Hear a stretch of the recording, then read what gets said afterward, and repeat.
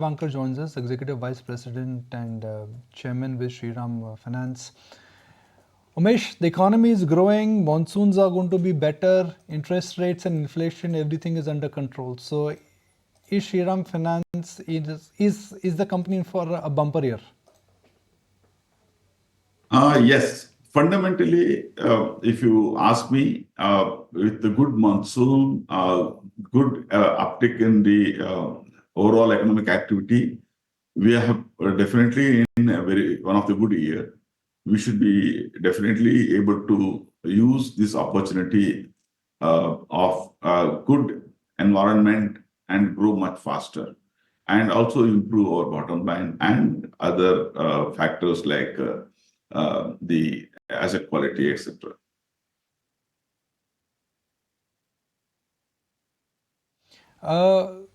Let's understand the growth in comparison with what the underlying nominal growth is. GDP growth 8%, inflation 4 to 5%, that makes the nominal growth of about 12 to 13%. So are you likely to grow at least 3 to 4% higher than the nominal growth? Yeah, no, if you take GDP growth as 8%, definitely yes, we should be able to grow more than 15%. That's very comfortable. So it all depends. Say ultimately, our business depends upon the economic activity, and as there is more economic activity across urban and rural market, we should be able to grow more than 15% very comfortably. So are you saying that this year itself you're likely to beat your guidance because you started the year with a hope of around 15% kind of growth in AUM, but given the fact that rural recovery is expected to pick up pace, and you did allude to the fact that in second half of the year you are expecting a further pickup in the CVs, likely to beat your own guidance?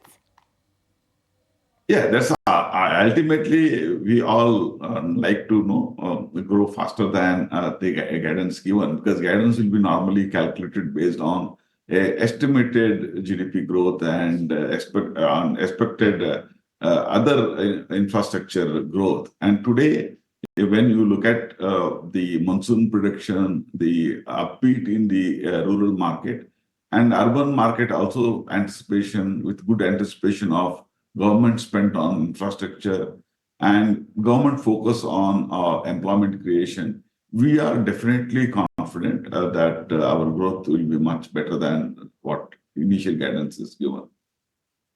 Revankar, I also wanted your view regarding the non-CV side of things, because of course you were trying to diversify into MSME, gold loans, etc. as well.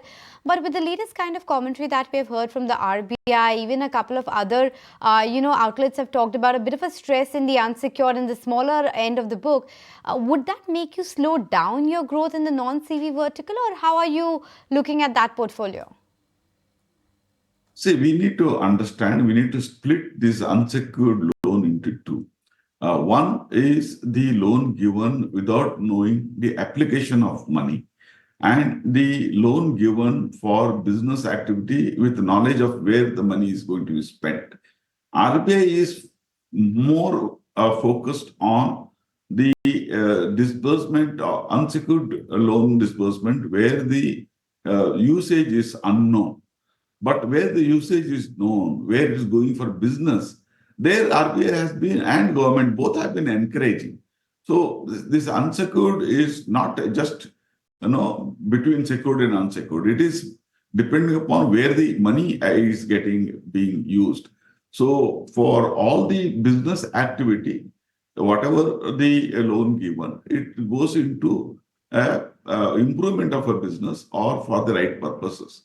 So these are all positive, and I feel we need not again and again look back at what RBI has told. RBI is very clear that money should be, our loan should be given to the right purpose, our application should be known. So I think we are very confident. Our entire business model is focused on giving the lending to the productive purpose. So we are very confident that our businesses will keep growing, and there is nothing to be worried about the speculative part of the loan or disbursement. Mr. Revankar, I just wanted to also touch upon the recent fundraise that you've undertaken. NCDs worth 150 crores, a green shoe option of 750 crores. What will be the outlook in terms of the fund deployment down the line? And are you looking at debt repayment as well? See, fundraising is part of the raw material for our lending activity. Raising resources is a raw material. It's a continuous activity. We'll keep doing it. We need not actually prepay any payment, but normal repayment will continue to be repaid on time. So that's how it works. So we are looking at multiple sources of resources, not to get dependent on one. And also, we also are looking for the best rate, best cost that's possible for us to see that our net interest margins are kept intact. Enough. What about the outlook then when it comes to introducing non-CV products? And I just wanted to also understand what the sense is that, I'd actually get in a sense as to what the expectation is from the budget. Is there any sort of a wish list in particular when it comes to new projects on the infrastructure side? What is it that you're working with? Yeah, see, basically we are looking at three growth areas. One is MSME, passenger vehicle, and the gold loan. They are likely to grow more than 20% this year. Maybe including even two-wheeler demand also could be higher. So these are all these segments which are likely to grow more than 20%, mainly because the infrastructure, what we are creating to reach out to the larger public for MSME is working out, and also in the gold. All these days we did not had a reach of all India. Now we are creating all India reach through combined entity. So therefore we are able to grow faster. As far as passenger is concerned, the growth opportunity looks much brighter, mainly because if you observe in the last few years, the state undertaking have not been investing sufficiently enough in the public transportation. So that is giving much bigger scope and opportunity for the private entrepreneurs to enter into public transportation. So that is giving us a huge opportunity, and that's where we are growing. Coming to the budget expectation, we feel we are very confident that government will keep focusing on the infrastructure, because government wants the make in India more affordable, and for that the logistics is very important. The improvement of logistics are likely to give India a huge advantage in the international arena. Therefore, the government will keep the spending on the infrastructure part of it, and that's one area. And this time around, government will also be focusing on rural infrastructure, because that gives the rural market a better access to the urban market, and therefore the realization will be much better for the rural economy. And therefore, I feel government will focus on the rural infrastructure also. So both this put together, I think, will give us better growth, because rural market growing faster will give a better economy of scale for the rural manufacturing or the agri. At the same time, the urban market or the industrial part of it, manufacturing part of it, will get a better scope for in the international market.